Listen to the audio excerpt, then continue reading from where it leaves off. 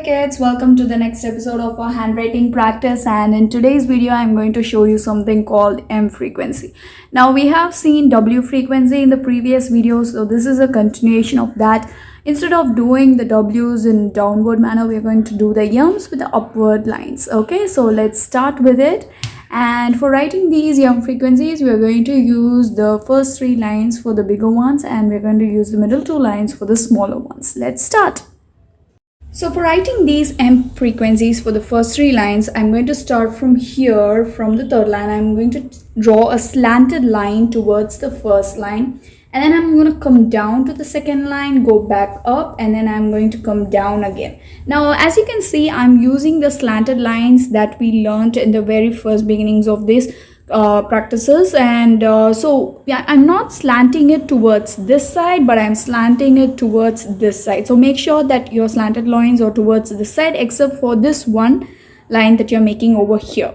Okay, so just keep continuing with that pattern, and I don't want you to stop it. It's not like it's an individual yum. As I told you, it's a frequency, so you have to keep going. It doesn't matter if it's not perfect, just keep going. That's what matters more. Okay, so when you finish it, this is how your M frequency will look like. So I want you all to write this down for a whole page, and I'll show you how to do the small yums for the middle two lines now. Okay, so as I've told you, it's more difficult to draw the small yums, just as like how we did the W frequency, because when you're writing the small M's, there is no distinction between the long lines and the small lines. It'll look as if all are similar, and then you will not know which is M, where you're starting or where you're ending.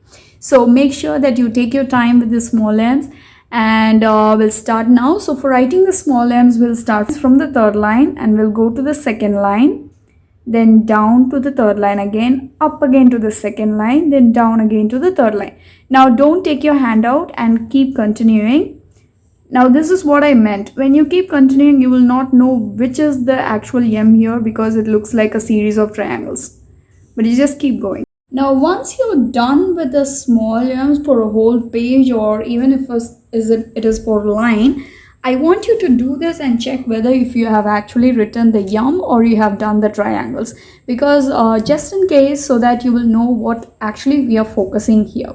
So I'm going to count how many yums are here, and it's really fun because you don't know whether you actually wrote the yum or you just started drawing triangles. So let's count it. 1, 2, 3, 4, 5, 6, 7, 8, 9. Yes, so I have completed it with a perfect yum. Now some of you, if you had mixed it with a triangle, you might not have completed it as a yum. There might actually be an extra triangle there. So that's how you find out that you have made a mistake. Now that's not really a mistake. So have fun with it and do this for an entire page, and I'll see you all in the next video.